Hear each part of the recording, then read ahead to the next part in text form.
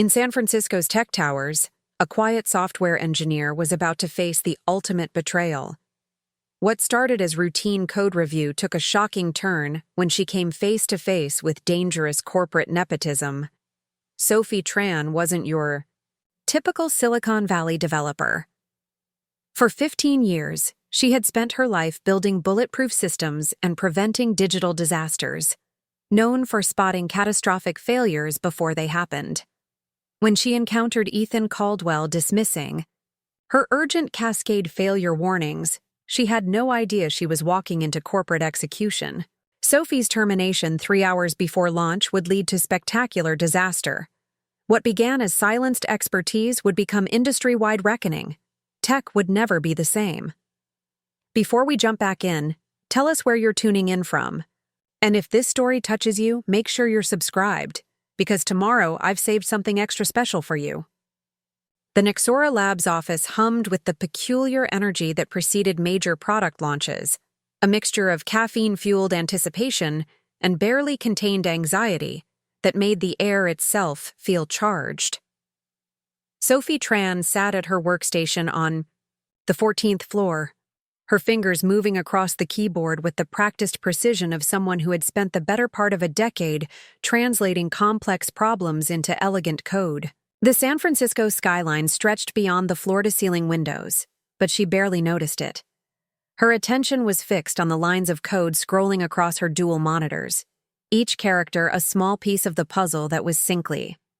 3 cups of cold coffee sat forgotten on her desk, testament to the 16-hour days she'd been pulling for the past 2 weeks. The last-minute patch she was implementing should have been routine, a simple server-side optimization to handle the anticipated user load. But something in the error logs from yesterday's stress tests had caught her attention, a pattern that made her stomach clench with the familiar dread of impending disaster. The problem wasn't obvious. It never was with the bugs that mattered most. This one hid in the intersection of 3 seemingly unrelated systems: the user authentication protocol, the real-time sync engine, and the data persistence layer. Under normal conditions, they played together beautifully. But when stressed, really stressed, with the kind of concurrent user load they expected for launch day, they created a cascade failure that could bring down the entire platform. Sophie had seen this pattern before, in a different codebase at her previous job. The symptoms were subtle: slightly elevated response times, occasional timeout errors that resolved themselves, memory usage that climbed in microscopic increments. Most engineers would dismiss them as acceptable growing pains. Sophie knew better. She pulled up the latest stress test results and cross-referenced them with the server logs from 3 days ago. There it was, the telltale signature of resource contention that would amplify exponentially under real-world conditions. Her fingers paused above the keyboard as she calculated the implications. If her analysis was correct, Syncly wouldn't just crash under heavy load. It would fail catastrophically, taking user data with it. Working late again, Sophie? She looked up to find Luis Ortega approaching with 2 fresh cups of coffee, his dark eyes reflecting the familiar mixture of exhaustion and determination that had become the team's default expression. Luis had been her closest ally at Nexora since her first day 3 years ago, one of the few people who understood that her quiet demeanor masked a fierce dedication to getting things right. "Just finishing up the load balancing patch," she said, accepting the coffee gratefully. "But Luis, I need to show you something." He pulled up a chair, settling beside her with the easy familiarity of countless late-night debugging sessions. Sophie walked him through her analysis, pointing out the subtle patterns in the data that painted a picture of impending failure. Luis's expression grew increasingly grave as she explained the cascade scenario. "Jesus, Sophie," he murmured, running a hand through his black hair. "How confident are you about this? Confident enough to lose sleep over it?" She gestured to the timeline displayed on her screen. "Based on our projected user acquisition curve, we'll hit the critical threshold sometime between noon and 2 p.m. Pacific. Maybe sooner if the morning press coverage drives more downloads than expected." "Oh, Luis leaned back in his chair, processing the implications. Have you talked to Ethan about this? Sophie's jaw tightened slightly. Ethan Caldwell had been appointed head of product just 6 months ago, a move that had surprised exactly no one.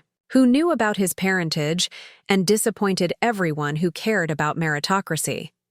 At 26, he was 3 years younger than Sophie and possessed perhaps a tenth of her technical expertise, but he carried himself with the confidence of someone who had never been told he wasn't qualified for something.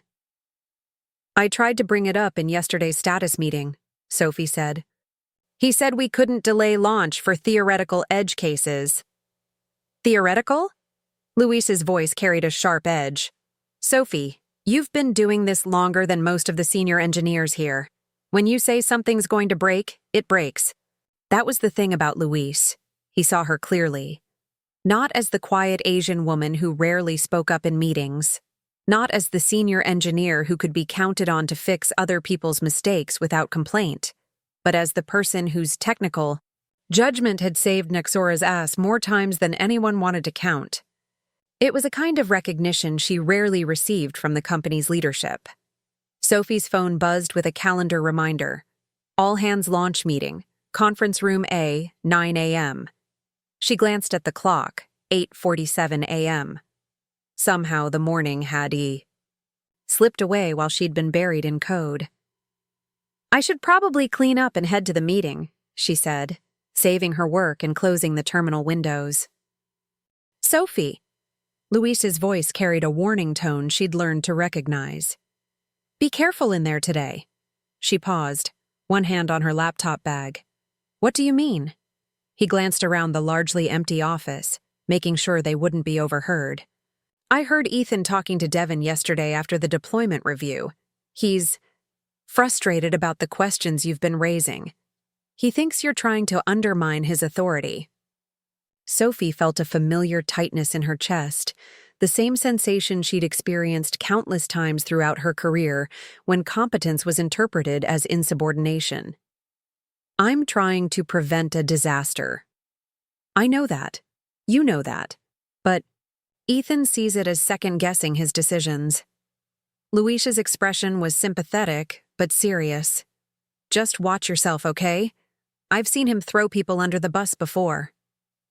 The warning followed Sophie as she made her way to conference room, her mind churning with the mathematics of failure and the politics of perception. The hallways of Nexora buzzed with launch day energy. Engineers clustered around whiteboards, product managers juggling multiple phone calls, marketing team members frantically updating social media assets. Everyone seemed caught up in the excitement of finally shipping a product they'd been building for 2 years. Sophie understood their enthusiasm. Syncly was genuinely innovative, a productivity platform that promised to revolutionize how remote teams collaborated. The user interface was intuitive, the feature set was comprehensive, and the underlying technology was sound. In theory. But software engineering wasn't about theory. It was about the messy reality of what happened when thousands of users hit your servers simultaneously, each one expecting perfect performance. She slipped into the conference room just as the meeting was starting. The long table was packed with Nexora's senior staff, product managers, engineers, designers, marketing leads, and executives. At the head of the table sat Rachel Myers, Nexora's CEO and founder, her silver hair pulled back in a severe bun that matched her reputation for no-nonsense leadership. Rachel had built Nexora from a 3-person startup to a company valued at over $200 million, and her presence commanded attention even in casual conversation. Beside Rachel sat Ethan, his carefully styled brown hair and designer button-down shirt projecting the kind of polished confidence that came naturally to people who had never experienced real failure. He was presenting the launch timeline, his voice carrying the enthusiasm of someone announcing a personal triumph. Final deployment to production servers completed at 6 a.m. this morning, he was saying.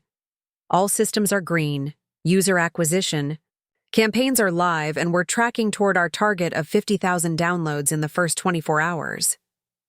Sophie listened with growing unease as Ethan outlined the marketing push, the press coverage, the investor demonstrations scheduled throughout the day. Each commitment raised the stakes higher, making the potential failure she'd identified even more catastrophic. "Any final concerns before we go live?" Rachel asked, scanning the room with sharp eyes that missed nothing. Sophie felt the weight of 24 pairs of eyes on her as she cleared her throat. "Actually, I do have a concern about the server-side architecture under high load." The temperature in the room seemed to drop several degrees. Ethan's jaw tightened visibly, and Sophie could feel the collective tension of a team that had heard this conversation before. "Sophie," Ethan said, his voice carrying forced patience. "We've run extensive stress tests. The infrastructure is solid." "The stress tests don't account for the interaction between—" "Sophie." Ethan's interruption was sharp enough to cut through her explanation. "We've been over this. The engineering team has signed off on the deployment. The infrastructure team has signed off. The security team has signed off. We're not delaying launch for theoretical concerns." Sophie felt her cheeks flush, but she pressed on. "It's not theoretical. I can show you the exact failure mode."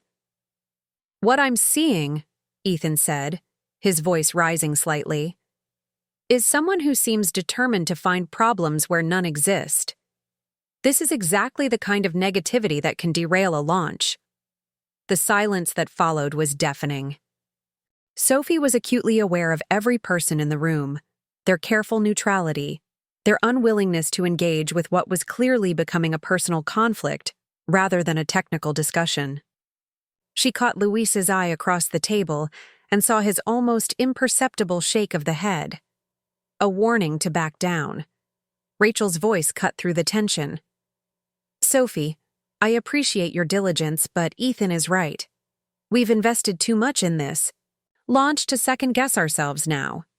If there are issues, we'll address them as they arise." Sophie nodded, swallowing the words she wanted to say. She understood the subtext. This wasn't about technical concerns anymore.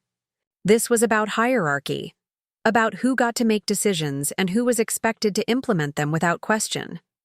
The meeting concluded with final assignments and good luck wishes. As people filed out, chatting excitedly about the day ahead, Sophie remained seated, staring at the notes she'd prepared but never had the chance to present. She'd outlined the exact sequence of events that would lead to system failure, the specific metrics that would indicate trouble, and the emergency procedures that could minimize damage. All of it useless now. "Sophie." Ethan's voice made her look up. The room had emptied except for the two of them. "I need you to understand something. This is my product launch. I've worked too hard and too long to let it be derailed by worst-case scenarios that probably won't happen." Sophie met his gaze steadily. "And I need you to understand that when this system fails, not if, when, people are going to ask who knew about the problem and what was done to prevent it." Ethan's face darkened. "Is that a threat?" "It's a prediction based on 15 years of software engineering experience." For a moment, they stared at each other across the conference table, the weight of unspoken conflict heavy between them. Then Ethan picked up his laptop and headed for the door. "Sophie," he said without turning around, "I think it's time you remembered who's in charge of this product."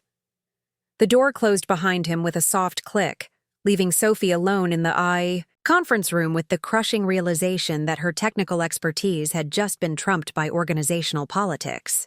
She thought about Luis's warning, about the careful way Rachel had sided with Ethan, about the pattern she'd seen too many times before in her career, competent women being labeled as difficult when they dared to point out inconvenient truths. She gathered her notes and headed back to her desk, passing clusters of colleagues who were already celebrating the launch as if it had succeeded. Part of her hoped she was wrong, that the system would hold up under real-world conditions and Ethan's confidence would be vindicated. But a larger part, the part that had learned to trust data over optimism, knew better. Sophie settled back at her workstation and pulled up the monitoring dashboard that would track Sinkley's performance once it went live. The metrics were all green now, system resources running at comfortable levels, response times well within acceptable parameters. But she knew this peaceful state was temporary, a calm that would shatter the moment real users began hitting their servers. She opened her personal email and began composing a message to herself, a time-stamped record of her concerns and the response she'd received. When things went wrong, there would at least be documentation of what she'd tried to prevent. As she typed, Sophie couldn't shake the feeling that she was watching a disaster unfold in slow motion, powerless to stop it despite knowing exactly how it would happen. The irony wasn't lost on her.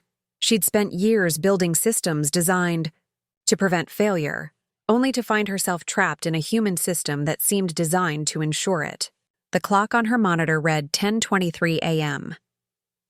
In less than 2 hours, Syncly would go live to users around the world, and Sophie Tran, the engineer who understood the system better than anyone else at Nexora Labs, would be watching from the sidelines as her predictions came true. The clock on her monitor had barely ticked past 10:30 a.m.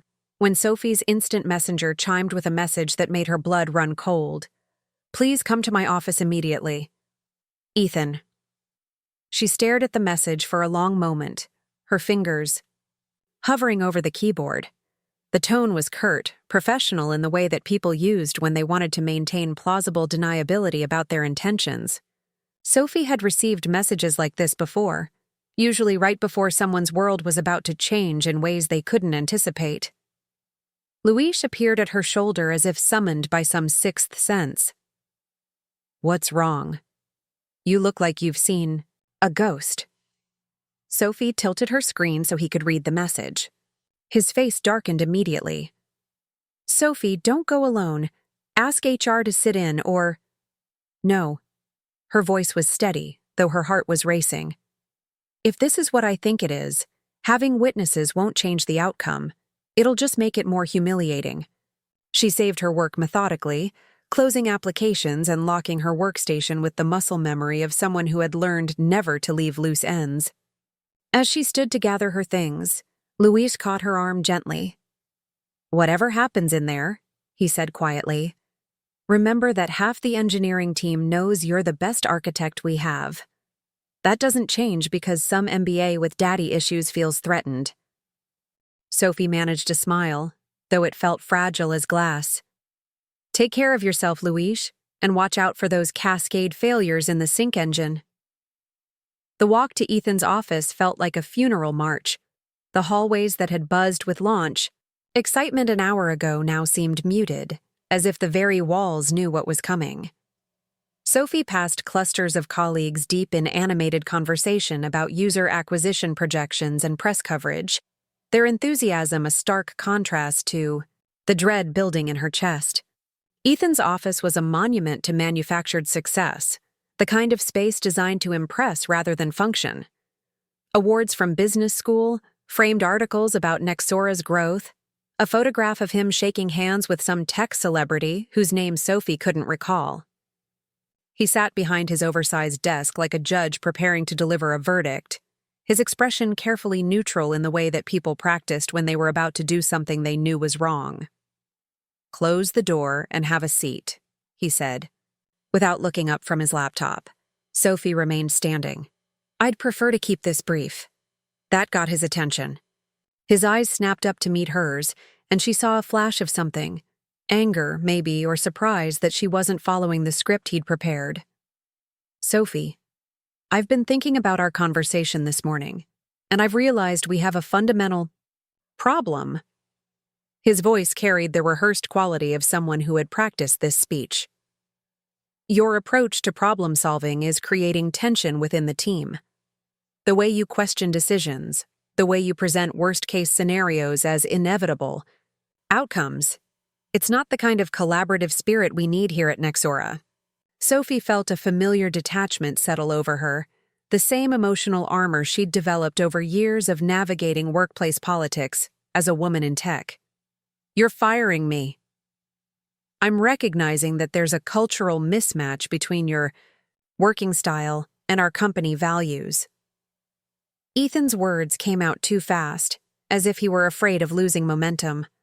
We need team players who can support leadership decisions, not people who undermine confidence in critical projects. The euphemisms were almost insulting in their transparency. Cultural mismatch, working style, undermining confidence, the language of corporate cowardice, designed to obscure the simple truth that her competence made him feel inadequate. When does this take effect? Sophie asked, her voice level. Immediately. Security will escort you out, and IT will disable your access within the hour. Your final paycheck will include 2 weeks severance, which is generous considering… Considering what? The question cut through his monologue like a blade. Considering that I've been warning you about a critical bug that could destroy the launch you're so proud of? Considering that I've been trying to save this company from a disaster you're too arrogant to prevent? Ethan's face flushed red. This is exactly what I'm talking about. This attitude, this need to be right at everyone else's expense. I don't need to be right, Sophie said, gathering her dignity around her like a cloak. I need the software to work, but apparently, those are mutually exclusive goals here. She turned toward the door, then paused. For what it's worth, Ethan, I hope I'm wrong about the cascade failure. I hope your launch goes perfectly and users love the product we built. But when the system starts throwing timeout errors around, 1:30 this afternoon, remember that this conversation happened. Sophie. But she was already walking out, leaving him with his carefully prepared speech half-finished. In the hallway, she nearly collided with a security guard who had clearly been waiting for his cue. The irony wasn't lost on her. After 3 years of staying late to fix other people's mistakes, of quietly preventing disasters that no one would ever know about, she was being treated like a potential saboteur. The next 20 minutes passed in a blur of bureaucratic humiliation. Her access cards were deactivated, her desk belongings packed into a cardboard box under the watchful eye of security. Colleagues who had worked with her for years suddenly found urgent reasons to avoid eye contact. The social dynamics of termination, creating an invisible quarantine around her presence. Luis appeared as she was collecting the last items from her desk, his face tight with barely controlled anger. This is bullshit, Sophie. Everyone knows it.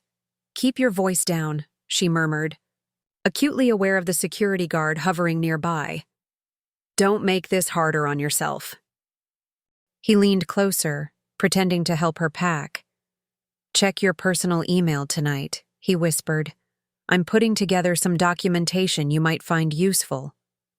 Their eyes met for a moment, and Sophie saw the promise there, that even if the company was willing to discard her, not everyone would forget what she'd contributed. It was a small comfort, but in the midst of her professional humiliation, she clung to it. The elevator ride to the ground floor felt eternal. The security guard stood beside her in uncomfortable silence, probably wondering what terrible crime she'd committed to warrant such treatment. As the doors opened onto the bustling lobby, Sophie caught sight of her reflection in the polished metal, a small woman clutching a cardboard box, looking more tired than defeated. Outside, San Francisco's morning fog was beginning to lift, revealing patches of blue sky that seemed to mock her circumstances. Sophie stood on the sidewalk for a moment, feeling the strange disorientation of sudden unemployment. 3 hours ago, she'd been an essential part of Nexora's technical team. Now she was just another person on the street, carrying her professional life in a box. Her phone buzzed with notifications as word of her termination spread through the company's informal communication networks. Text messages from colleagues expressing shock and support. A few carefully worded emails from people who wanted to maintain plausible deniability about their contact with her. The speed with which news traveled in their industry never ceased. To amaze her, Sophie walked to her car with measured steps, refusing to let anyone who might be watching see her hurry. Only when she was safely inside, surrounded by the familiar scent of her vanilla air freshener and the coffee-stained seat covers that testified to years of early morning commutes, did she allow herself to feel the full weight of what had just happened. She'd been fired. After 15 years of building software, of preventing disasters, of quietly keeping digital systems running that millions of people depended on, she'd been discarded because she dared to point out an inconvenient truth. The injustice of it burned in her chest like acid, mixing with a grief she hadn't expected. She'd loved that job, loved the intellectual challenges and the satisfaction of solving complex problems. More than that, she'd believed in Sinkley's potential to genuinely help people work more effectively. Now she was an outsider, watching from the parking lot as her former colleagues prepared for a launch that she knew would fail catastrophically. The irony was almost poetic. The person who understood the system best was the only one who couldn't prevent its destruction. Sophie started her car and drove home through streets that seemed unfamiliar, despite 3 years of daily navigation. Everything looked the same, but her relationship to the world had shifted fundamentally. She was no longer a Nexora engineer racing to prevent disaster. She was a former employee with privileged knowledge of an impending catastrophe and no clear sense of what that meant or what she should do about it. The live stream from TechCrunch's launch event filled Sophie's laptop screen as she sat in her kitchen, nursing her 4th cup of coffee and watching her former company's greatest moment unfold in real time. Despite everything that had happened, despite the anger and humiliation still burning in her chest, she found herself hoping against hope that she'd been wrong about the Cascade failure. The event was being held in Nexora's main conference room, transformed for the occasion into a showcase of corporate success. Rachel Myers stood at a podium decorated with Sinkley's sleek logo, addressing an audience of tech journalists, industry, analysts, and investors. Her presentation was polished, confident, hitting all the right notes about innovation and user experience that venture capitalists love to hear. Preparing and narrating this story took us a lot of time, so if you are enjoying it, subscribe to our channel. It means a lot to us. Now back to the story. Sinkley represents a fundamental shift in how we think about productivity software, Rachel was saying, her voice carrying the authority of someone who had successfully brought dozens of products to market. We're not just launching an app, we're launching a platform that will redefine collaboration for the remote work era. The audience seemed engaged, heads nodding at appropriate moments, phones recording key quotes for social media. Sophie recognized several faces from the tech press, people whose reviews could make or break a product launch. The stakes couldn't have been higher. At 12:47 p.m., Rachel handed the presentation over to Ethan for the live demonstration. Sophie's stomach clenched as she watched him approach the demo station, his confidence radiating through the camera. He looked every inch the successful product executive, his movements smooth and practiced as he launched Sinkley on the large screen, visible to both the live audience and the thousands of viewers watching online. "Let me show you how Sinkley transforms the everyday workflow," Ethan said, his voice carrying none of the tension Sophie had seen in their confrontation that morning. "We'll start with a simple project setup, then demonstrate the real-time collaboration, features that make Sinkley unique." The demo began flawlessly. Ethan created a new project, invited team members, set up task dependencies, all the core functionality that Sophie and her team had spent months perfecting. The interface responded smoothly, the features working exactly as designed. For a moment, Sophie allowed herself to wonder if she'd been wrong, if her analysis had missed some crucial factor that made the system more robust than she'd calculated. Then she noticed the user counter in the corner of the demo screen.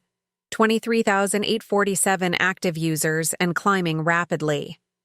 The morning's press coverage had driven more early adoption than even their most optimistic projections had predicted.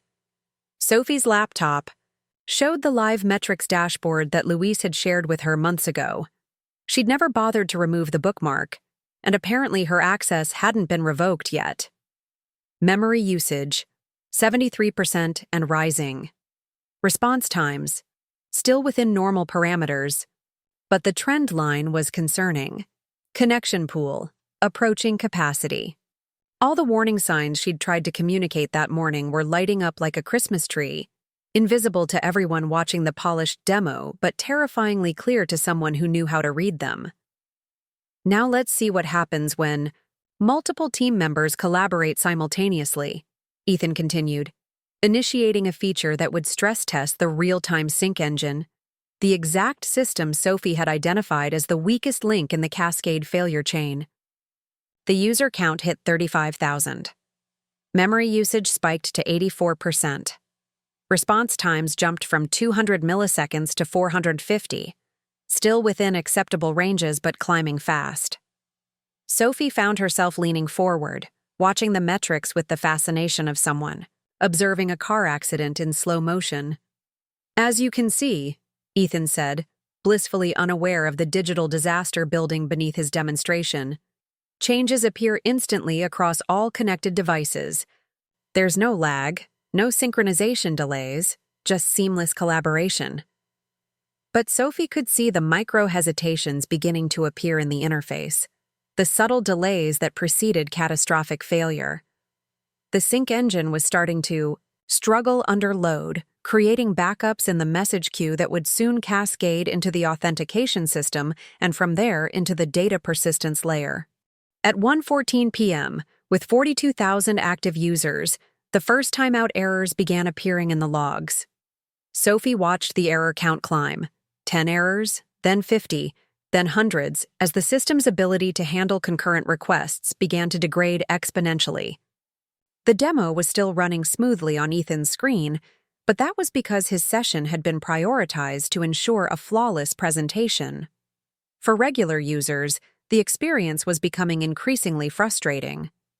Sophie's personal phone buzzed with a text from a developer friend at another company. "Hey, trying to check out Syncly, but it keeps timing out. You guys having server issues?" Then another. "Syncly seems broken. Can't even get past the login." Screen. And another. "This Nexora launch is a disaster. App crashes every time I try to sync a file."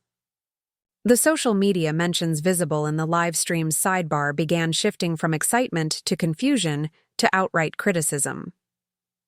Syncly launch was trending, but not in the way Nexora had hoped.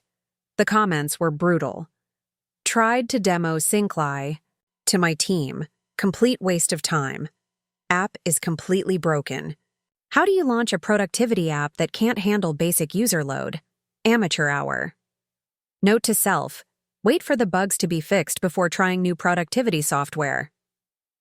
Ethan was still presenting, still clicking through features that worked perfectly in his protected demo environment, but Sophie could see panic beginning to creep into his expression. Someone off camera was probably feeding him information about the user reports, the social media complaints, the customer service tickets that were undoubtedly flooding in. At 1:23 p.m., the inevitable happened.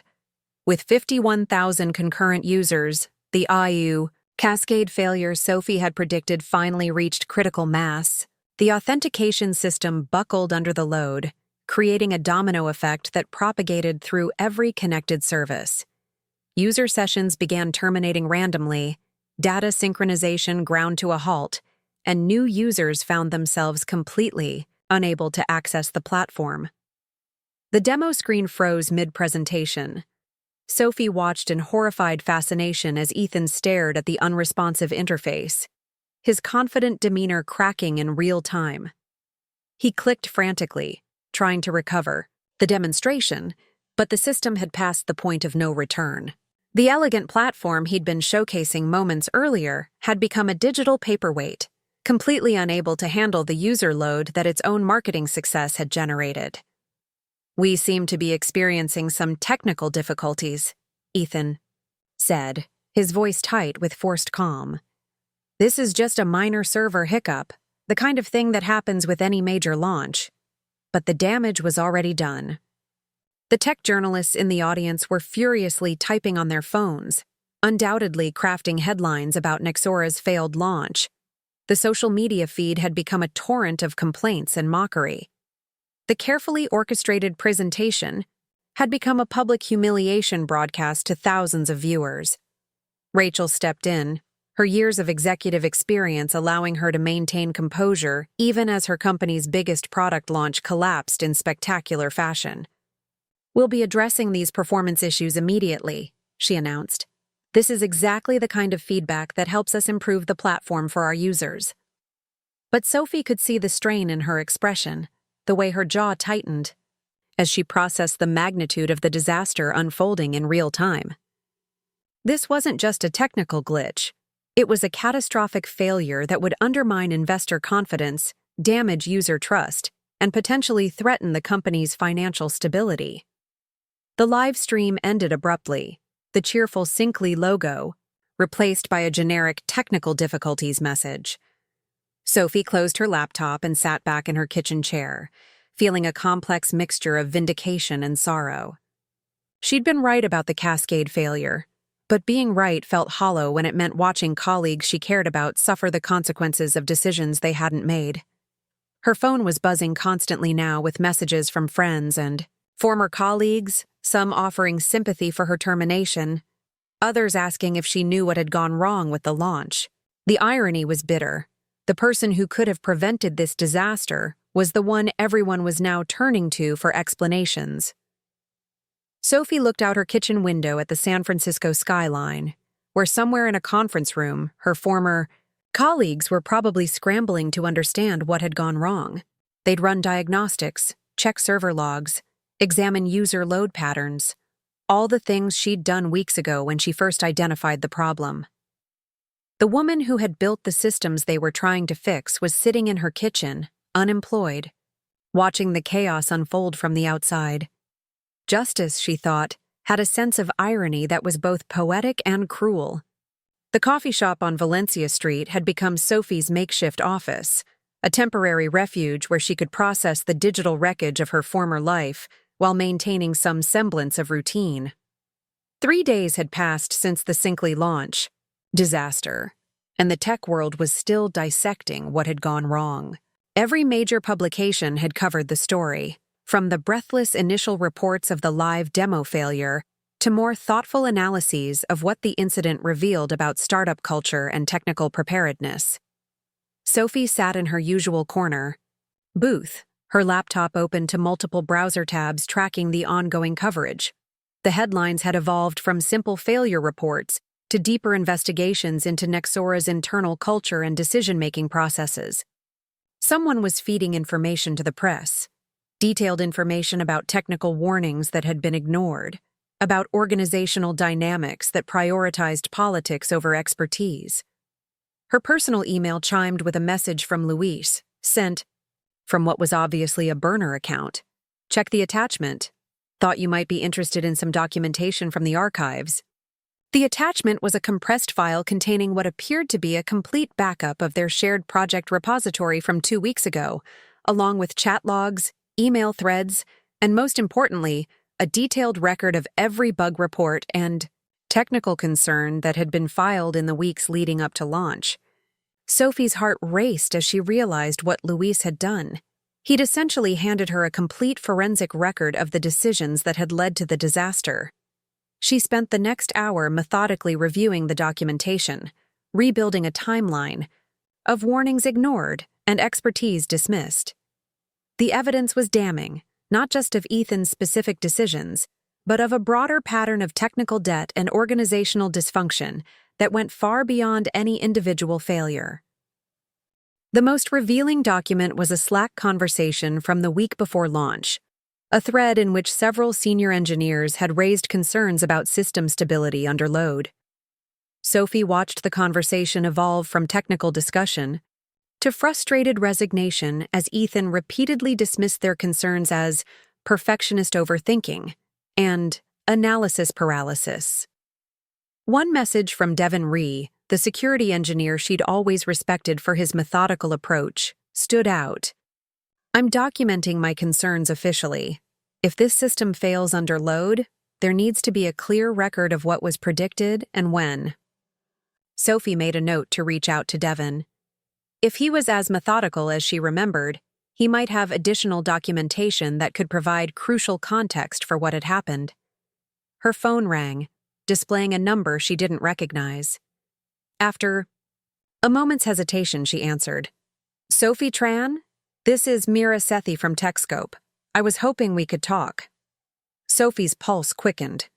Mira Sethi was one of the most respected tech journalists in the Bay Area, known for her incisive coverage of startup culture and her willingness to dig deep into stories that others might treat superficially. If Mira was calling, it meant the Sinkley disaster had caught the attention of serious investigative journalism. "I'm not sure I'm the right person to talk to," Sophie said carefully. "I'm no longer with Nexora." "Actually, that's exactly why I'd like to talk to you." Mira's voice carried the confident directness of someone accustomed to getting interviews. "I've been covering the Sinkley launch failure, and your name keeps coming up in interesting ways. Several sources have suggested that you predicted exactly what happened." Sophie felt the weight of decision settling on her shoulders. Speaking to a journalist would be crossing a line from which there was no return. It would transform her from a wrongfully terminated employee seeking personal vindication into a whistleblower, taking on an entire corporate structure. "Can we meet in person?" Sophie asked finally. "This isn't really a phone conversation." An hour later, Sophie found herself sitting across from Mira in a different coffee shop, one far enough from Nexora's offices to minimize the chance of running into former colleagues.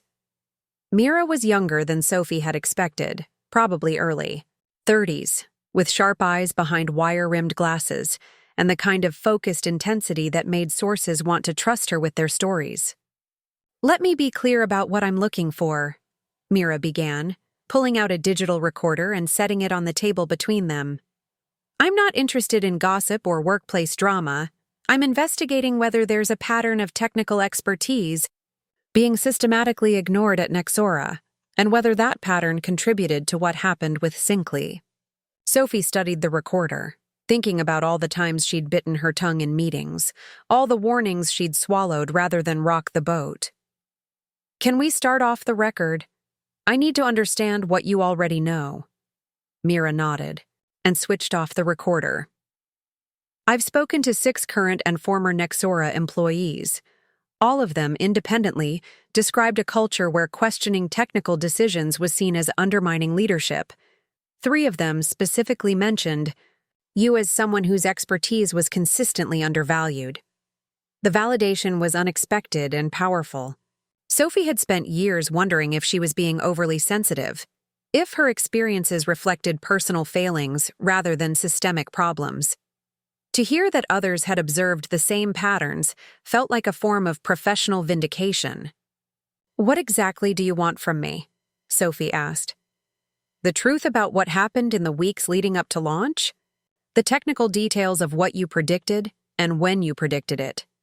And most importantly, what it means for users who trusted Nexora with their data." That last point hit home. In all the coverage of the launch failure, the focus had been on corporate embarrassment and investor concerns.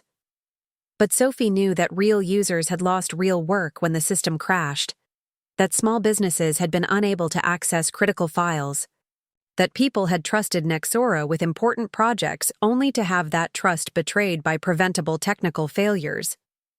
Sophie reached for the recorder and switched it back on. "Let's talk." The interview lasted 2 hours. Sophie walked Mira through the technical details of the cascade failure, explaining in accessible terms how the interaction between seemingly unrelated systems had created a catastrophic point of failure. She described the stress tests that had revealed the problem, the meetings where her concerns had been dismissed, and the organizational dynamics that had prioritized schedule adherence over technical stability. Most importantly, she provided concrete documentation. The backup files from Luis contained time-stamped records of her warnings, email threads showing how her concerns had been characterized by leadership, and technical analyses that had proven prophetically accurate. "One more question," Mira said as they prepared to wrap up. "What do you think this says about the tech industry more broadly? Is Nexora an outlier or part of a larger pattern?" Sophie considered the question carefully. I think there's a fundamental tension in our industry between technical expertise and business leadership. Too many companies are run by people who see engineering as a cost center rather than a strategic asset. They want the benefits of technical innovation without respecting the people who create it. She paused, thinking about all the women and underrepresented minorities she'd known who had left tech after similar experiences. And I think there are specific biases about whose expertise gets taken seriously. When a woman raises technical concerns, it's often seen as being overly cautious or difficult. When someone from an underrepresented background points out problems, it's characterized as not being a team player. Mira nodded, making notes. Have you decided what you want to do next? Are you planning to stay in tech? The question Sophie had been avoiding for 3 days finally demanded an answer. She looked out the coffee shop window at the pedestrians, hurrying past, each absorbed in their own professional dramas and career calculations. I built Sinkley's core architecture, she said quietly. I understand that system better than anyone else at Nexora. Part of me wants to walk away from all of this, find a new job somewhere that values technical expertise. But another part of me thinks I have a responsibility to the users who got hurt by what happened. It was the first time she'd articulated what had been building in her mind since the moment she'd watched the live demo crash. She wasn't just a wrongfully terminated employee seeking vindication. She was an engineer who had built something important, and she had a professional obligation to the people who depended on that system working correctly. What would that look like practically? Mira asked. Sophie smiled for the first time in days, feeling something crystallize in her mind. I'm not sure yet, but I think it starts with making sure people understand exactly what went wrong and why, and making sure it doesn't happen again. As they prepared to leave, Mira handed Sophie her card. The article will run tomorrow morning. Be prepared for some attention, both positive and negative. And Sophie, for what it's worth, I think you're doing the right thing. Walking back to her car, Sophie felt a shift in her perspective that was both subtle and profound. For the first time since her termination, she wasn't thinking about what had been done to her. She was thinking about what she could do next, and how her unique knowledge of Nexora's technical infrastructure might be leveraged to create something better. The woman who had been discarded as a troublemaker was beginning to see herself as something else entirely, a person with the expertise and moral authority to demand better from an industry that too often prioritized appearances over substance. Sophie's phone started buzzing at 6:23 a.m., 12 minutes after Mira's article went live on TechScope's website.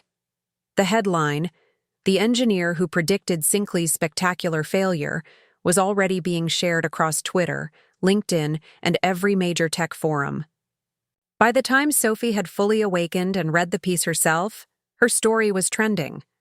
Mira had done exceptional work. The article was meticulously researched, technically accurate, and devastating in its implications.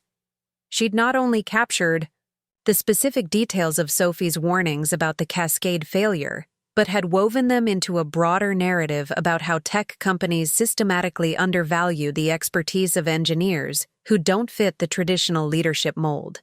The documentation Louise had provided was presented as a timeline of ignored warnings, each technical concern accompanied by the dismissive responses from management. The effect was damning, a clear pattern of competent analysis being rejected, in favor of wishful thinking and schedule adherence. But it was the anonymous quotes from other Nexora employees that gave the story its real power. Multiple sources had corroborated Sophie's account, describing a culture where questioning technical decisions was seen as disloyalty, where engineers were expected to implement rather than analyze, where inconvenient truths were buried rather than addressed. This company has a fundamental problem distinguishing between leadership and expertise, one unnamed engineer was quoted as saying. They promote people based on their ability to project confidence, not their ability to solve complex technical problems. Sophie's phone rang as she was finishing the article. Rachel Meyer's name appeared on the caller ID, sending a spike of adrenaline through her system. She let it go to voicemail. then listened to the message with growing amazement. Sophie, this is Rachel. I've just read the TechScope article, and I think we need to talk. I know things ended badly between you and Ethan, but I'm hoping we can find a way forward that benefits everyone. Please call me back when you get this. The conciliatory tone was remarkable. 3 days ago, Sophie had been escorted out of the building like a security threat. Now, with her story public and gaining traction across the tech industry, she was apparently someone worth courting rather than dismissing. Her personal email was filling up with messages from former colleagues, industry contacts, and reporters seeking additional comment. The overwhelming tone was supportive. Engineers expressing solidarity, managers acknowledging similar patterns at their own companies, users thanking her for speaking up about the problems that had affected their work. But there were negative responses, too.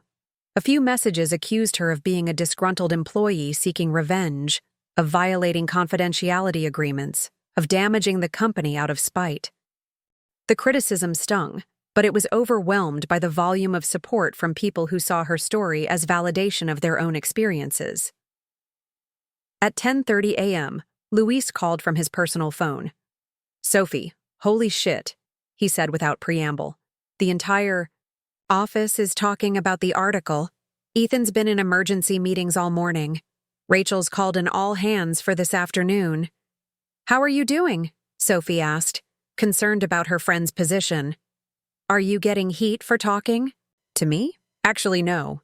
If anything, people are treating me like a hero for documenting what happened. Devin came up to me this morning and said he wished he'd been as brave as we were." That caught Sophie's attention. Devin said that? He's been doing his own investigation since the launch failure. Apparently, he's got documentation going back months showing a pattern of technical warnings being ignored. I think he's ready to come forward publicly. The idea of Devin Ree supporting her account was significant. As a security engineer, his reputation for methodical analysis and political neutrality gave him credibility that could further validate her claims. If he was willing to speak publicly about what he'd observed, it would transform the narrative, from one disgruntled employee's complaints into a broader indictment of Nexora's technical culture. "Can you put me in touch with him?" Sophie asked. "Already done. He wants to meet with you this afternoon. But Sophie, there's something else you should know. Word is that the board is putting serious pressure on Rachel to make changes. Some of the investors are talking about bringing in outside consulting to review the entire technical organization." Sophie felt a complex mixture of vindication and concern. Organizational change was necessary, but she worried about the impact on the engineers who had been trying to do good work within a dysfunctional system. People like Luis and Devin, who had supported her quietly, but still needed to protect their careers. Her other line beeped with an incoming call. Mira's name appeared on the screen. "Sophie, I hope you're ready for this to get bigger," Mira said when Sophie switched over. "I've got 3 other news outlets wanting to pick up the story, and TechCrunch is asking for an exclusive interview."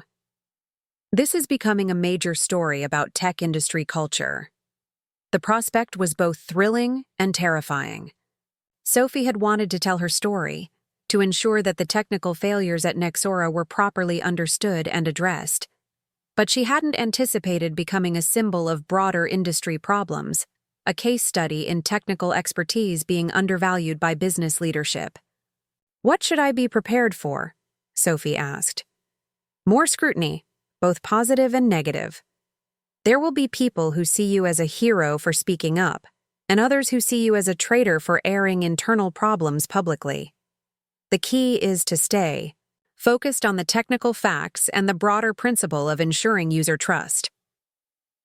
That afternoon, Sophie met Devin at a small restaurant in the Mission District, far from the tech corridor where they might encounter Nexora colleagues. He looked exhausted, his usually precise demeanor showing signs of strain. "I've been reviewing system logs for the past 3 days," he said without preamble. "What you predicted was actually conservative. The cascade failure was worse than even your analysis suggested." He slid a tablet across the table showing a detailed technical timeline of the launch day disaster. The authentication system didn't just buckle under load, it corrupted the user database. We lost data for about 3,000 users. Real work, gone permanently. Sophie felt sick. She'd known the failure would be bad, but actual data loss elevated it from embarrassing technical glitch to serious breach of user trust. "Have they disclosed this publicly?" she asked. Devin shook his head grimly. "They're calling it a temporary sync delay in the official communications. But I've got the recovery logs that show what really happened." He leaned forward, his voice dropping to ensure privacy. "Sophie, I've been at Nexora for 4 years. I've seen a lot of technical decisions that prioritized speed over stability. But this is different. They're actively covering up the extent of the damage, and that crosses a line for me. What are you thinking of doing about it?" "I'm thinking of talking to that journalist who interviewed you, and I'm thinking about updating my resume." Devin's expression was resolute. "I can't work for a company that lies to its users about data loss. That's not just bad business. It's unethical." Their conversation was interrupted by Sophie's phone ringing. Rachel's name appeared again, and this time Sophie decided to answer. "Sophie, I'm glad you picked up," Rachel said, her voice carrying a warmth that felt calculated. "I was hoping we could meet today. I'd like to discuss bringing you back to help us address the technical issues you identified." The offer hung in the air between them. A week ago, Sophie would have been overjoyed at the prospect of returning to work she loved, of having her expertise finally recognized and valued. But the conversation with Devin had clarified something important. This wasn't just about her personal vindication anymore. "I appreciate the offer, Rachel," Sophie said carefully. "But I think we need to address some fundamental questions about how Nexora treats technical expertise and user trust before we talk about my role." "What kind of questions?" Sophie looked across the table at Devin, who nodded encouragingly. "Questions about why data loss is being misrepresented to users. Questions about whether the organizational culture that led to this disaster has really changed. Questions about whether technical expertise will be valued or just temporarily accommodated until the crisis passes." The silence on the line stretched long enough that Sophie wondered if the call had dropped. "Why don't we discuss this in person?" Rachel said finally. "How about tomorrow morning? I think you'll be surprised by some of the changes we're considering." After ending the call, Sophie sat back in her chair, processing the rapid evolution of her circumstances. A week ago, she'd been a terminated employee nursing private grievances. Now she was a public figure whose story had sparked industry-wide conversations about technical culture, and her former CEO was courting her return. But the power dynamic had shifted fundamentally. She was no longer a supplicant hoping for recognition of her contributions. She was someone with unique leverage, intimate knowledge of Nexora's technical infrastructure, public credibility as a truth-teller, and growing influence as a voice for undervalued engineering expertise. The woman who had been discarded as a troublemaker was discovering that sometimes the most powerful position is the one outside the system, looking in with clear eyes and no remaining illusions about institutional loyalty. "What are you going to tell Rachel tomorrow?" Devin asked. Sophie considered the question, thinking about the users who had lost data, the engineers who were still trapped in a dysfunctional system, and the broader tech industry that needed examples of accountability and reform. "I'm going to tell her that fixing the technical problems is the easy part," Sophie said. "The hard part is building an organization that actually values the people who understand the technology. And that's not something you can patch with a few personnel changes and some new processes." Devin smiled grimly. "That's going to be an interesting conversation." As they prepared to leave, Sophie felt the weight of decisions yet to be made. Tomorrow's meeting with Rachel would determine not just her own future, but potentially the direction of organizational change at Nexora. The engineer who had been silenced for pointing out inconvenient truths was about to have the most important technical conversation of her career. But this time, she would be negotiating from a position of strength, armed with public credibility, documented evidence, and the growing recognition that her expertise had value far beyond any single company's willingness to acknowledge it. The question was no longer whether she could get her old job back. It was whether she wanted to, and what conditions would need to be met to ensure that the changes were real rather than cosmetic. The story that had begun with a cascade failure in code was evolving into something larger. A test case for whether the tech industry could learn to value expertise over hierarchy, substance over style, and long-term stability over short-term appearances. Sophie Tran, the quiet engineer who had always preferred to let her work speak for itself, was about to become the voice demanding answers to those fundamental questions. The emergency board meeting convened at 6:30 a.m. in Nexora's glass-walled conference room, where 12 directors sat around a mahogany table that had witnessed countless strategic discussions, but never a crisis of this magnitude. Rachel Myers occupied her usual seat at the head of the table, but her position felt more precarious than it had in the 15 years since founding the company.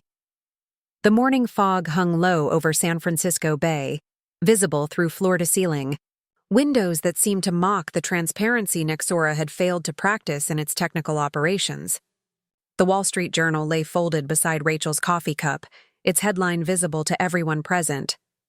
Data loss scandal exposes tech giants' culture of deception. But it wasn't just the Journal.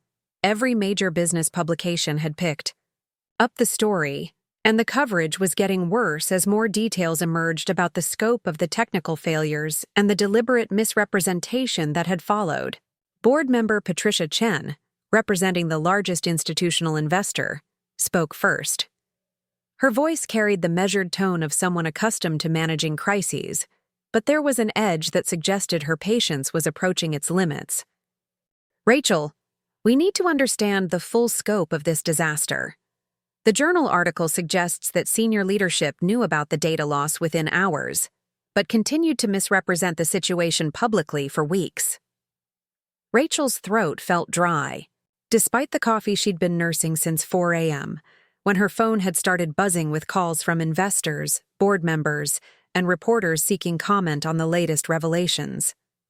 The technical team identified the extent of the data corruption by the morning after launch. The decision to characterize it as a sync delay was made to prevent panic while we developed recovery procedures. Recovery procedures that failed, added board member James Morrison, his venture capital background evident in his focus on metrics and accountability. 3,000 users lost data permanently. Our user acquisition has dropped 67% since the story broke. Enterprise clients are terminating contracts daily. The class action lawsuit filed yesterday could potentially bankrupt the company. Morrison pulled out his tablet and began reading from what appeared to be prepared notes. Our stock price has declined 43% since the story broke. 3 major institutional investors have indicated they're considering divesting their positions. The convertible debt we issued last year includes covenants that could trigger acceleration if our market valuation falls below certain thresholds.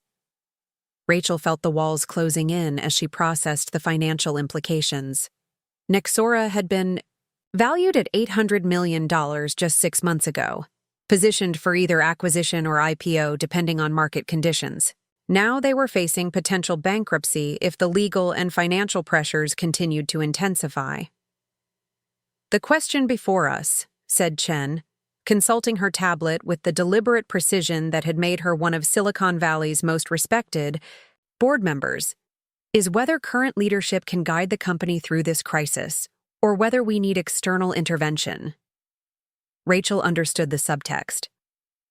The board was evaluating whether to replace her as CEO, bringing in crisis management specialists who would prioritize damage control over the company culture she'd spent years building. She'd seen it happen to other founders, moments when the board lost confidence in leadership's ability to manage existential threats. "I've been in contact with Sophie Tran," Rachel said, playing what she hoped was her strongest card. "She's agreed to meet about returning to help address the technical issues." Morrison's eyebrows rose with what might have been surprise or skepticism. The engineer who predicted this disaster? The one whose warnings were dismissed by your son? The reminder of Ethan's role stung more than Rachel had expected. Over the past week, she'd been forced to confront the reality that her decision to promote him had been based more on familial loyalty than professional competence. Bored. Member Sarah Kim, who had been silent throughout the discussion, finally spoke. Assuming she's willing to return. After being terminated for raising legitimate concerns, she might prefer to watch us struggle from the outside. Rachel's phone buzzed with a text from her assistant. Sophie Tran here for 8 a.m. meeting. The timing was perfect. Or perhaps Sophie had been watching the building and chosen this moment for maximum psychological impact. She's here now, Rachel announced to the board. I'd like to bring her in to discuss the situation directly. Sophie entered the conference room with the quiet confidence that had always characterized her technical presentations. But there was something fundamentally different in her demeanor now. The woman who had once deferred to corporate hierarchy was clearly prepared to engage as an equal, someone whose expertise had been publicly validated by the disaster she'd predicted. Before we discuss moving forward, Sophie said, her voice carrying an authority that Rachel didn't remember from their previous interactions, I think we need to acknowledge what brought us to this point. Technical warnings were systematically ignored, user trust was violated, and 3,000 people lost work because schedule adherence was prioritized over system stability. Morrison leaned forward, clearly impressed by her directness. Ms. Tran, what would it take to rebuild that user trust? Complete transparency about what happened, Sophie replied without hesitation. Full disclosure of the technical failures, acknowledgement of the decision-making process that led to the disaster, and concrete changes to prevent similar incidents in the future. Chen consulted her notes. Our legal team has advised against detailed disclosure, citing liability concerns and competitive sensitivity. Sophie's expression didn't change, but Rachel detected a slight tightening around her eyes.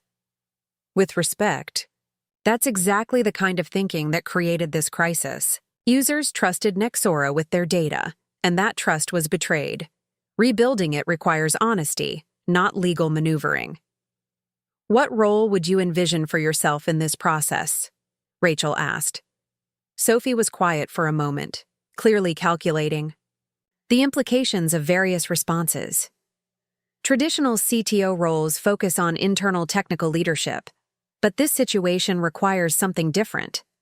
It requires someone who can speak publicly about technical decisions, explain trade-offs to users, and be held accountable for engineering choices. Morrison's interest was clearly piqued. You're talking about a public-facing technical leadership role? I'm talking about transparency as a core principle rather than a crisis response, Sophie clarified. Regular public communication about technical challenges, open documentation of architectural decisions, and accountability mechanisms that prioritize user interests over corporate convenience. Rachel felt a mixture of excitement and apprehension. Sophie was proposing something unprecedented, a complete inversion of how tech companies typically handled technical communication. After private deliberation, the board voted narrowly to support Sophie's unconventional approach. When she returned to the conference room, Rachel was ready with an offer that would either save the company or accelerate its destruction. Sophie, Rachel said, we'd like to create a new kind of technical leadership role, Chief Technology Officer with complete autonomy over technical decisions, public communication about engineering choices, and direct accountability to users rather than just shareholders. Sophie studied the faces around the table, clearly evaluating the sincerity of the offer. I accept, she said finally, with one additional condition.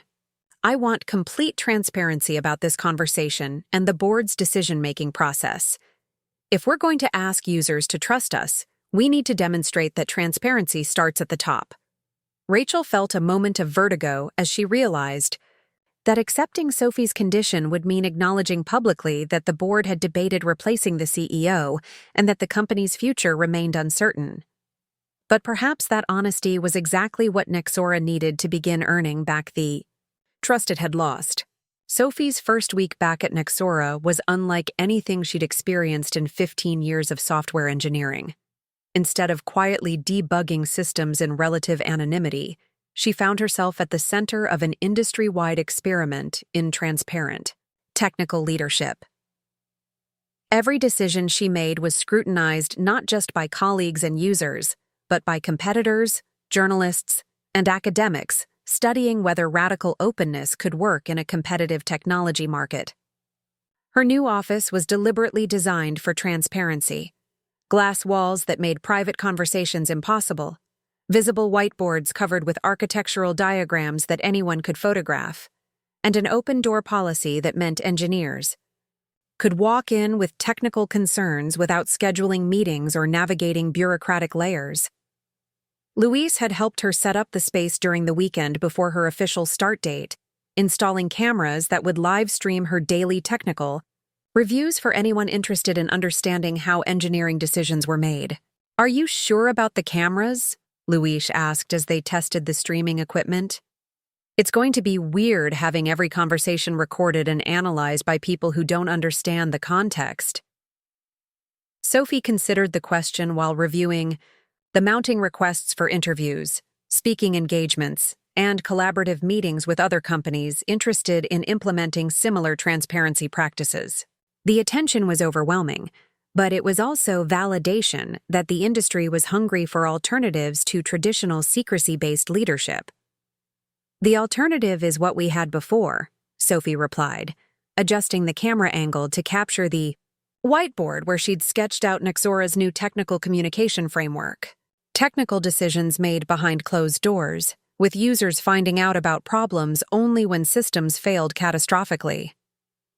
Her computer chimed with a notification from the internal collaboration platform.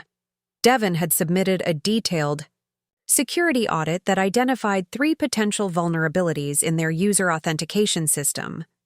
Under the old culture, such findings would have been addressed quietly, with no external communication unless a breach actually occurred. Under Sophie's new transparency framework, the audit would be publicly summarized, the remediation timeline would be shared with users, and the underlying technical decisions would be explained in accessible language. "How much detail do we share?" "About security vulnerabilities?" Devon asked, joining them in the office with a coffee, and the slightly overwhelmed expression that had become common among Nexora employees adjusting to their new public visibility. "I understand the principle of transparency, but publishing specifics about authentication weaknesses seems like it could create risks." It was exactly the kind of nuanced challenge that traditional corporate secrecy had avoided by simply hiding all technical information from public view. Sophie's approach required making careful judgments about what information served user interests and what might create unnecessary risks. "We share the fact that we found potential vulnerabilities during routine auditing," Sophie explained, pulling up the draft blog post she'd been preparing. "We explain the timeline for addressing them and the steps users can take to protect themselves, but we don't publish technical details that could be exploited by malicious actors." Luis nodded approvingly as he reviewed the draft. "So it's transparency about process and accountability, not necessarily transparency about every technical detail."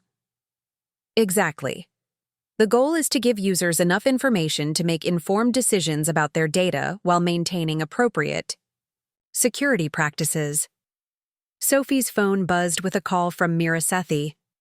The journalist had been following Nexora's transformation closely, using it as a case study for broader stories about corporate accountability in tech.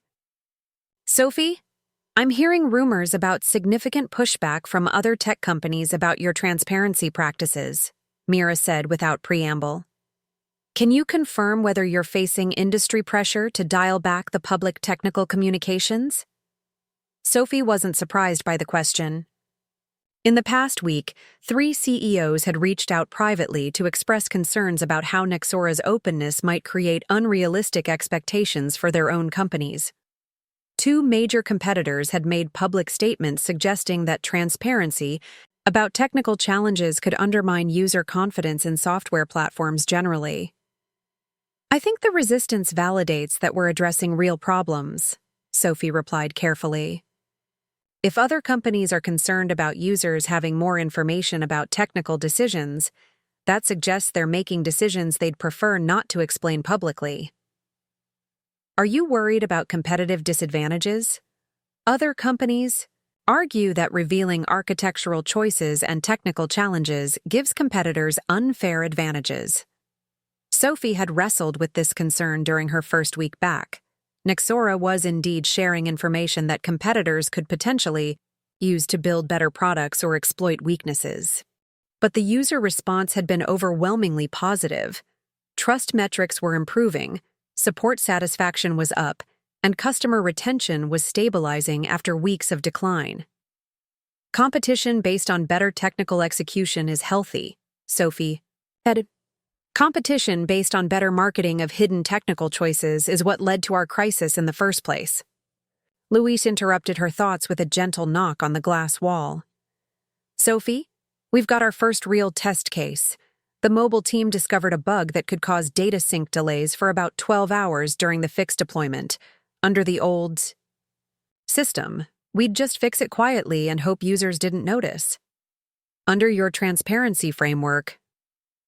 Sophie felt the weight of precedent settling on her shoulders. This was exactly the kind of situation where corporate secrecy had traditionally protected companies from user complaints and competitive scrutiny. Her response would establish whether transparency was sustainable when dealing with routine technical problems rather than just major crises. "We publish a clear explanation of the bug, the timeline for fixing it, and what users can expect during the repair process," Sophie said without hesitation.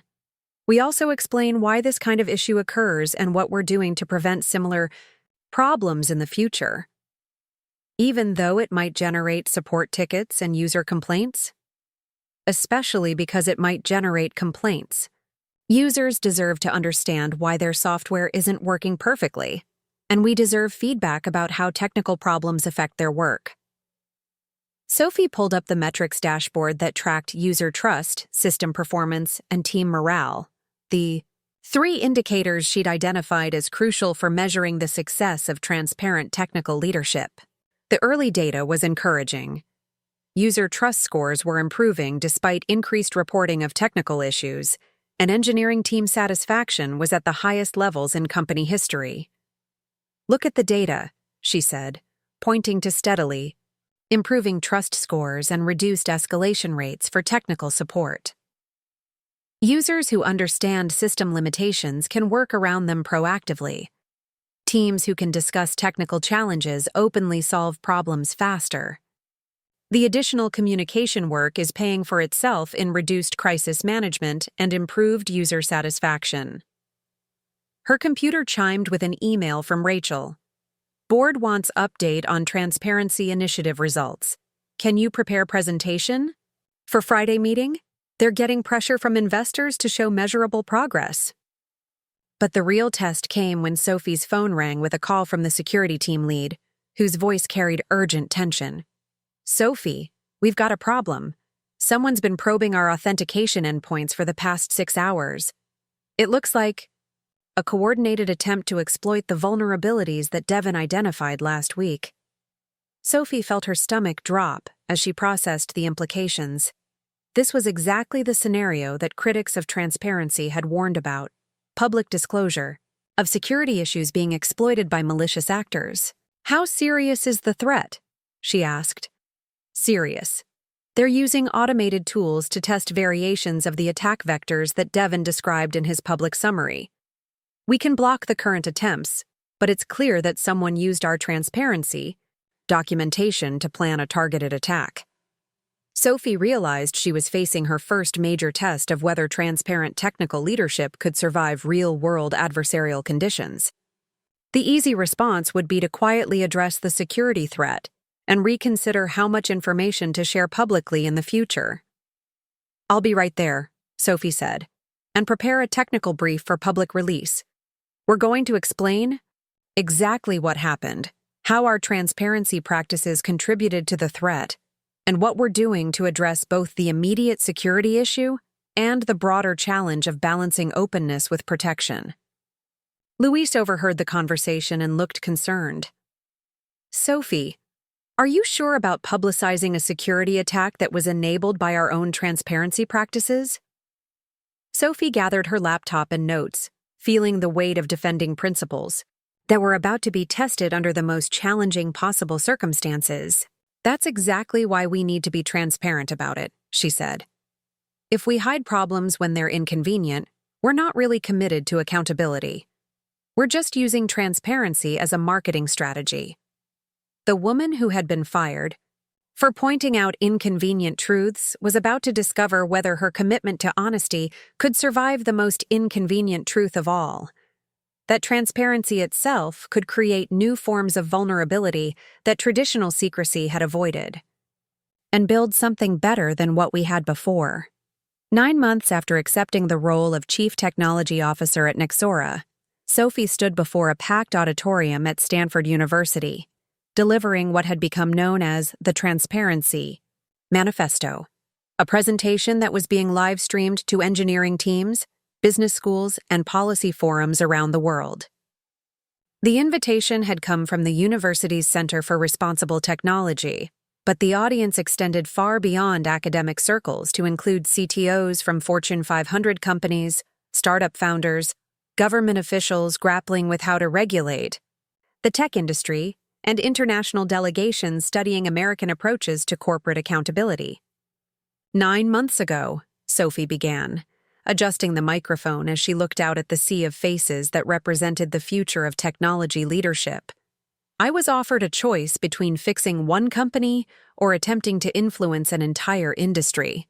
Today, I want to share what we've learned about the real costs and benefits of transparent technical leadership."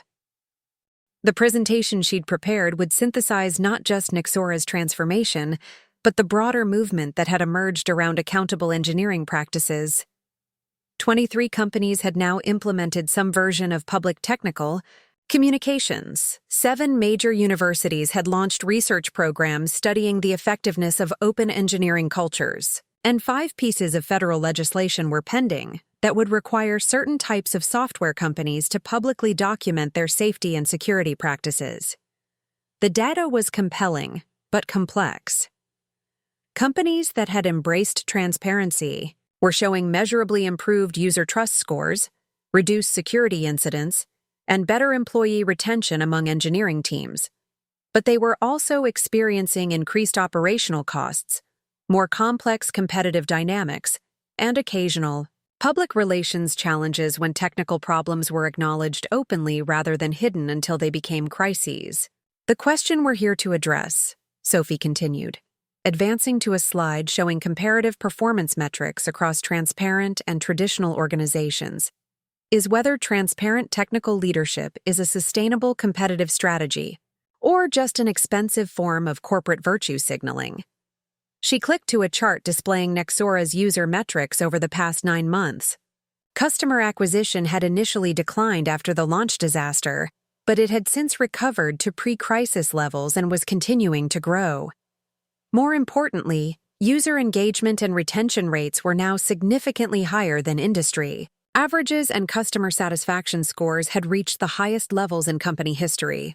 "Transparency about technical limitations has an unexpected benefit," Sophie explained, highlighting specific data points that showed how informed users behaved differently than users who were kept in the dark about system capabilities. Users who understand system constraints can work around them proactively. They report fewer support tickets, express higher satisfaction with customer service, and demonstrate greater loyalty when competitors make promises that seem too good to be true. But the presentation's real focus was on the organizational challenges that transparency created. Traditional engineering cultures optimized for speed and secrecy, allowing teams to experiment rapidly without external scrutiny. Transparent cultures required different skills: the ability to explain technical decisions to non-expert audiences, comfort with public accountability for engineering choices, and patience with the additional communication overhead that openness demanded. The questions that followed were sophisticated and challenging. A CTO from a financial services company asked about balancing transparency with regulatory compliance requirements that sometimes mandated confidentiality. A startup founder inquired about the competitive implications of revealing architectural decisions to better-funded rivals who could potentially copy innovations faster than original developers could capitalize on them. But the question that would define the presentation's legacy came from a graduate student in the back of the auditorium. "Dr. Tran," the student said, "you've proven that transparent technical leadership can work at a company that was already failing and needed dramatic change. But would it work at a successful company that didn't face a crisis? Would executives voluntarily adopt transparency if their current approach was already profitable?" Sophie felt the weight of the question, understanding that it went to the heart of whether her work represented a scalable model for industry reform or just an exceptional response to exceptional circumstances. "That's exactly why I'm announcing a new initiative today," Sophie said, revealing information that she'd kept confidential until this moment.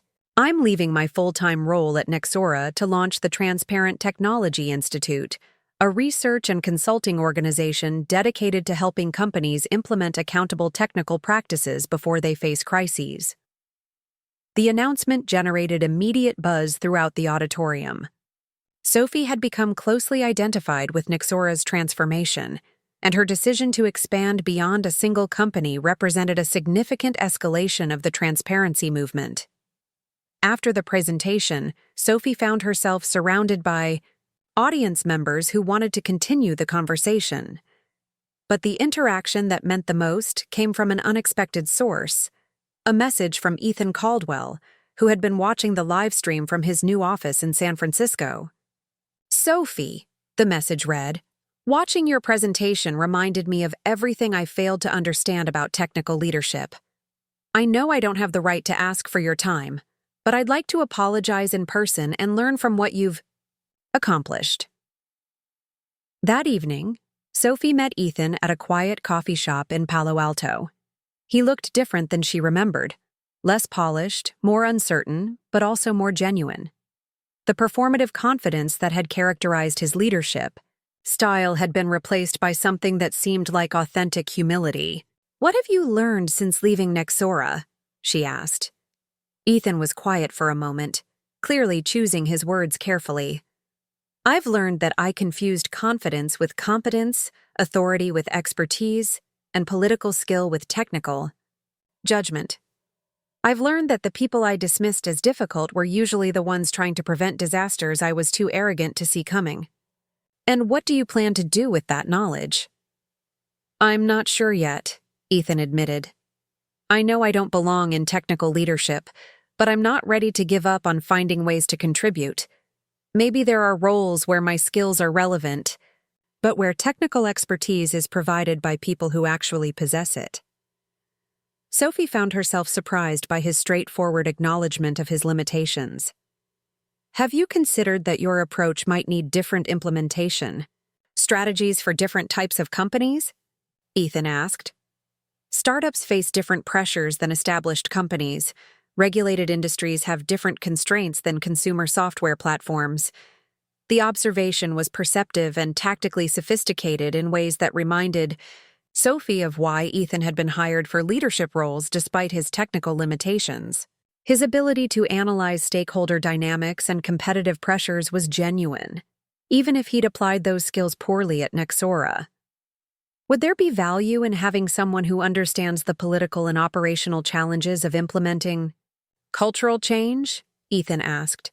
Someone who's experienced firsthand how technical reforms can be resisted or undermined by organizational dynamics? Sophie realized that Ethan was essentially proposing to join the transparency movement, not as a technical leader, but as someone who understood the institutional barriers that prevented companies from adopting accountable engineering practices. "Are you asking to be involved in this work?" she said directly. Ethan nodded. "I'm asking whether there's a way for someone with my background and my mistakes to contribute to solutions instead of continuing to be part of the problem." Sophie considered the proposal carefully. Ethan's involvement would be controversial, potentially undermining the credibility of the transparency movement by associating it with someone whose failure had been so public and comprehensive. But it would also demonstrate that the principles she was advocating could accommodate redemption and learning, rather than just punishment and exclusion. "I'll need to discuss this with Luis and Devon," Sophie said. "They were the ones who risked their careers to document the problems you helped create. Any involvement would need their support." "Ethan," she said as they walked toward their cars, "if you're serious about this, start by publicly acknowledging what you did wrong and what you've learned. Transparency has to start with honesty about past failures, even if it makes it harder to find other opportunities. Especially then, accountability means accepting consequences, not just expressing regret." 2 weeks later, Ethan published a detailed blog post titled, "What I Should Have Known: A Former Executive's Guide to Technical Leadership Failures." The piece was unflinchingly honest about his dismissal of engineering expertise, his prioritization of political considerations over technical reality, and the user harm that had resulted from his decisions. The response was mixed but substantial. Some readers dismissed it as self-serving reputation management. Others saw it as a valuable case study in how corporate cultures could systematically undervalue technical competence. And a few recognized it as exactly the kind of honest accountability that the transparency movement was trying to encourage. 3 months later, Ethan was working as an independent consultant, helping companies identify and address organizational dynamics that prevented technical expertise from being valued appropriately. The man who had confused authority with leadership was finally learning the difference, and perhaps helping others avoid the same confusion. Sophie watched his progress with cautious optimism. The transparency movement was growing, but it needed people who understood how traditional corporate cultures resisted change. Perhaps redemption was possible, but only through the same radical honesty that had transformed her own career. 2 years later, the auditorium at MIT was packed beyond capacity for the annual Computing and Society Symposium, with overflow crowds watching via live stream from universities around the world. The speaker roster had included prominent academics, policy experts, and industry leaders, but today's panel discussion was generating unprecedented attention. Transparent Technical Leadership: Lessons from Success and Failure featured 3 voices that together represented the full spectrum of Silicon Valley's relationship with accountability and change. Sophie Tran, now recognized as the architect of industry-wide reforms in technical communication, sat at the center of the panel. To her left was Dr. Maria Santos, a computer science professor whose research had documented the effectiveness of transparent engineering practices across dozens of organizations. To her right sat Ethan Caldwell, whose transformation from failed executive to reform advocate had become a controversial case study in whether Silicon Valley could genuinely learn from its mistakes. The moderator, technology journalist Rebecca Chen, opened with a question that had defined the past 2 years of industry debate. We're here to discuss whether transparent technical leadership is a sustainable model or an expensive experiment that will fade when competitive pressures intensify. Sophie, let's start with the measurable results. Sophie pulled up a presentation that would have been impossible to imagine 3 years earlier. Comprehensive data about how transparent technical practices had performed across multiple companies, markets, and competitive environments. The Transparent Technology Institute had now worked with over 100 organizations, from two-person startups to Fortune 50 enterprises, implementing accountability frameworks across industries ranging from healthcare to financial services to artificial intelligence. The data is clear, Sophie began. gesturing to charts that showed consistent patterns across diverse organizations. Companies that explain their technical decisions publicly, acknowledge limitations honestly, and prioritize user trust over short-term convenience outperform competitors across every meaningful metric. This isn't idealism, it's competitive advantage. The numbers were impressive. Organizations that had implemented transparent technical practices were showing 34% higher user retention rates, 45% fewer security incidents, 23% better employee satisfaction among engineering teams, and 18% higher revenue growth compared to industry averages. But perhaps most importantly, they were demonstrating significantly better crisis resilience. When problems occurred, transparent companies recovered faster and maintained stronger stakeholder relationships throughout the recovery process. The failures are as instructive as the successes, Sophie continued, advancing to case studies that showed what happened when transparency was implemented as policy rather than culture. Transparent technical leadership requires genuine cultural change, not just procedural modifications. It requires leaders who are comfortable being evaluated by technical outcomes rather than political perceptions. Dr. Santos leaned forward to add academic context. Our research confirms Sophie's observations. Organizations that approach transparency as a strategic initiative rather than a crisis response are 3 times more likely to sustain accountable practices over time. But the key factor is leadership commitment. Transparency initiatives fail when executives view them as temporary concessions rather than fundamental improvements. Rebecca turned to Ethan, whose presence on the panel had generated considerable controversy when it was announced. Ethan, you've been working as a consultant helping companies implement transparent practices, but you're also someone who initially resisted these reforms. What have you learned about the barriers to change? Ethan's response was measured and precise, reflecting 2 years of careful self-examination and practical experience. The biggest barrier isn't technical or competitive, it's cultural. Most technology executives were trained to view secrecy as competitive advantage and public accountability as weakness. Changing that mindset requires acknowledging that traditional approaches have created systemic problems that affect the entire industry. He paused, scanning the audience with confidence tempered by hard-earned humility. I was part of those systemic problems. I dismissed technical expertise that I didn't understand. I prioritized schedule adherence over system stability. I treated user trust as a marketing challenge rather than an engineering responsibility. A student in the front row raised her hand with a question that cut to the heart of ongoing debates about accountability and redemption. Mr. Caldwell, how do we know your advocacy for transparency isn't just another form of reputation management? How do we distinguish between genuine change and strategic rebranding? Ethan's response demonstrated the kind of self-awareness that had made his rehabilitation possible. You evaluate the consistency between what I say and what I do. You look at whether my recommendations serve my interests or address real problems. And you hold me accountable for outcomes rather than intentions. The transparency movement doesn't need my credibility. It has demonstrated results.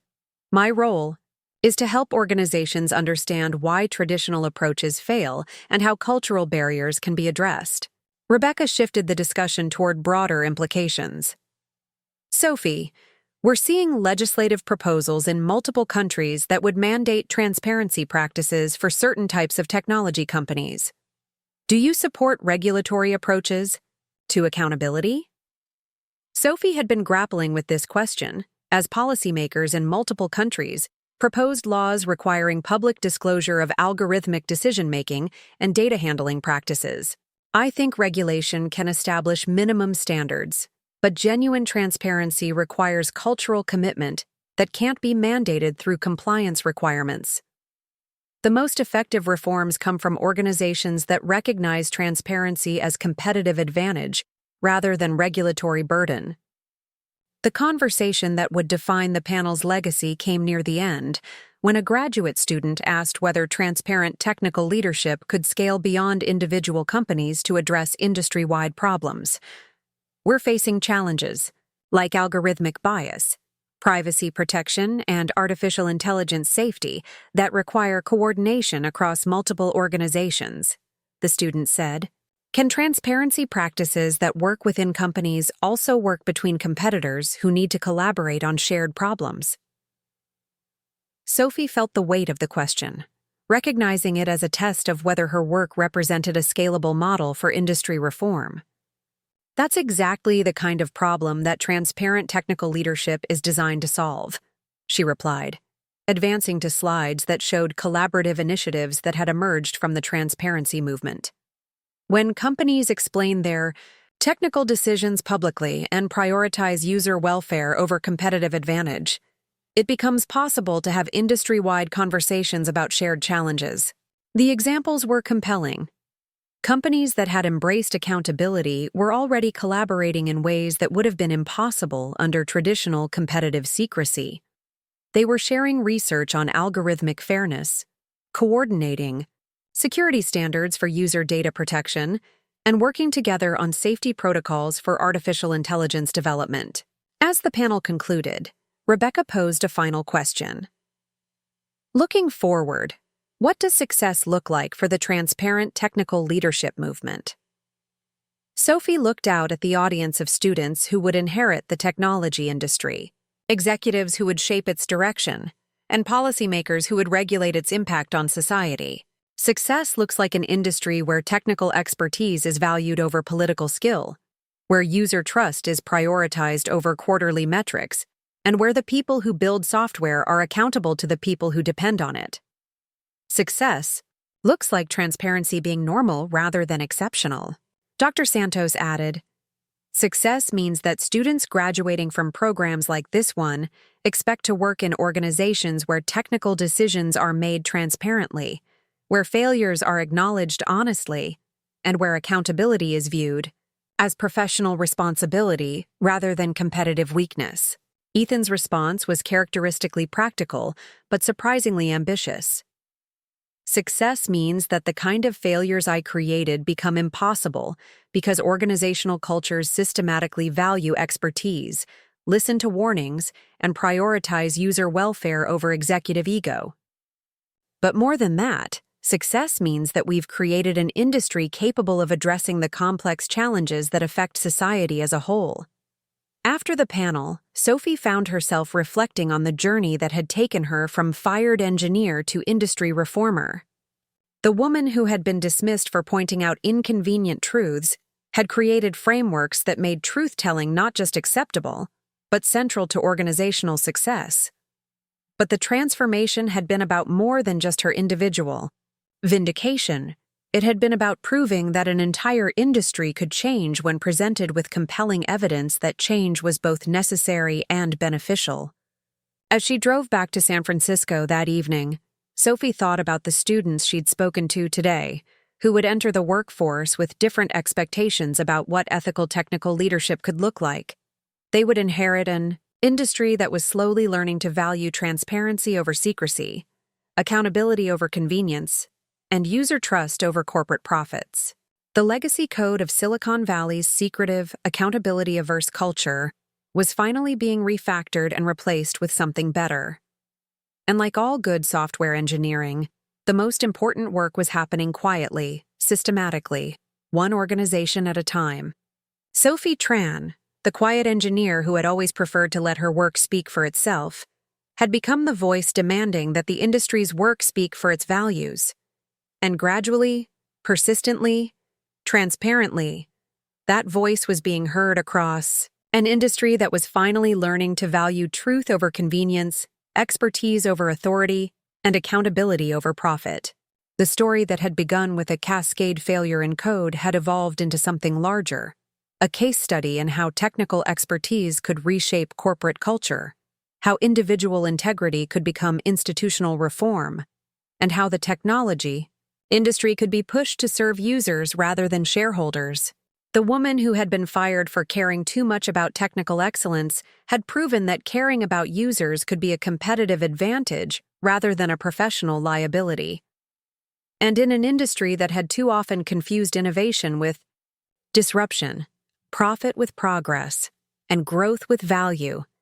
That transformation represented the most important code that Sophie Tran had ever written. Up next, you've got two more standout stories right on your screen. If this one hit the mark, you won't want to pass these up. Just click and check them out. And don't forget to subscribe and turn on the notification bell so you don't miss any upload from us.